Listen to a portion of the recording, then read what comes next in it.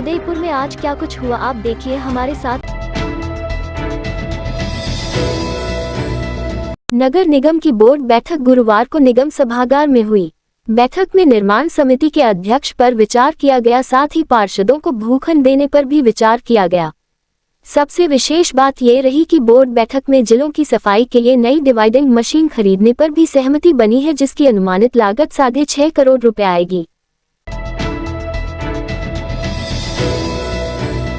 अयोध्या में प्रभु श्री राम के भव्य मंदिर निर्माण के साथ में मंदिर के गर्भगृह में प्रभु श्री राम की मूर्ति की स्थापना के अवसर पर बड़ौदा से अयोध्या की ओर जा रही 108 फीट लंबी अगरबत्ती गुरुवार को उदयपुर पहुंची। 108 फीट लंबी अगरबत्ती को देखने सैकड़ों की संख्या में लोग गोवर्धन विलास स्थित होटल हर्ष पैलेस पहुंचे। अगरबत्ती के उदयपुर पहुंचने पर भक्तों ने पुष्पवर्षा कर अगरबत्ती की भव्य आरती की गई। इस दौरान उदयपुर शहर विधायक ताराचंद जैन, ग्रामीण विधायक फूल सिंह मीणा, कार्यक्रम समन्वयक कमलेंद्र सिंह पनवार, कार्यक्रम संयोजक पूर्व प्रधान तखत सिंह शक्तावत, सह संयोजक अमृतलाल मेनारिया, जितेंद्र सिंह शक्तावत मौजूद रहे। शीतलहर का असर बरकरार है। जानकारी के अनुसार नववर्ष 2024 सोमवार से मौसम में यकायक बदलाव आया। समूचे राजस्थान में शीतलहर के साथ कड़ाके की ठंड बरकरार है।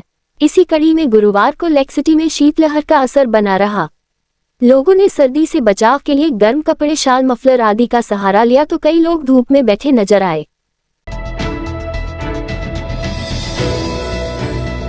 गांव के खेतों में प्रकृति ने उड़ी पिच चुनरिया। जानकारी के अनुसार गांव में इन दिनों रबी की फसल अपने यौवन काल पर है। किसानों ने इस वर्ष अपने खेतों में रबी की फसल में गेहूं, चना, सरसों तथा सीजनेबल सब्जियां बोई हुई है।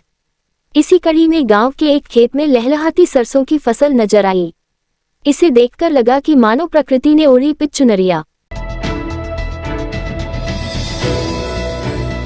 हिरणमगरी थाना क्षेत्र में पिता पुत्री को कोर्ट में दर्ज केस को उठाने की बात को लेकर धमकी देने का मामला सामने आया है।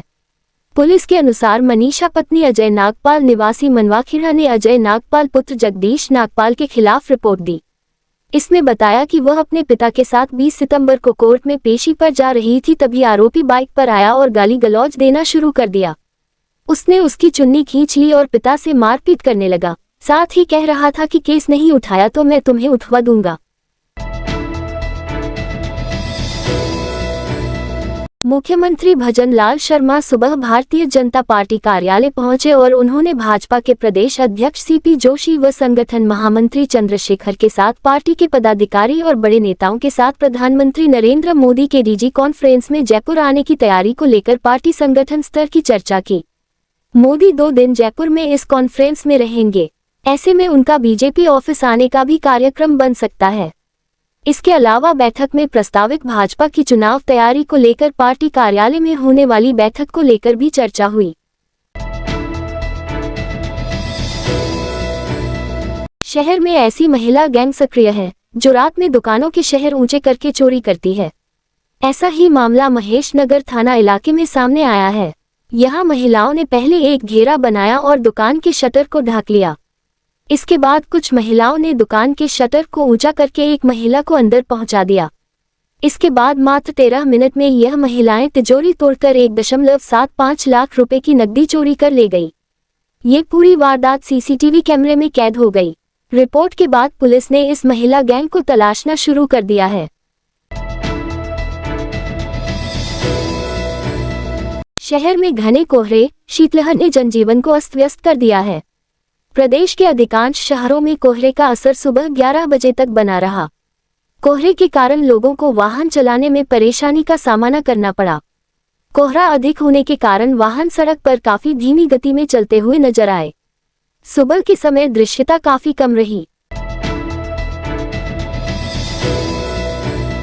पुलिस आयुक्त बीजू जॉर्ज जोसेफ ने शिप्रापत थाने में जनसुनवाई कर परिवादियों की समस्याएं सुनी और मौके पर ही संबंधित अधिकारियों को निस्तारण के निर्देश दिए। आमजन ने पुलिस द्वारा किए गए नवाचार को सकारात्मक कदम बताया। जनसुनवाई में परिवादियों की समस्याओं का मौके पर ही निस्तारण किया गया। समय लगने वाली अन्य समस्याओं के जल्द समाधान के लिए भी निर्देश दिए गए। जोसेफ ने कहा कि परिवादियों की समस्याओं के समाधान के लिए जल्द ही सप्ताह में एक दिन सभी वृत्त क्षेत्रों में जनसुनवाई कार्यक्रम आयोजित किया जाएगा।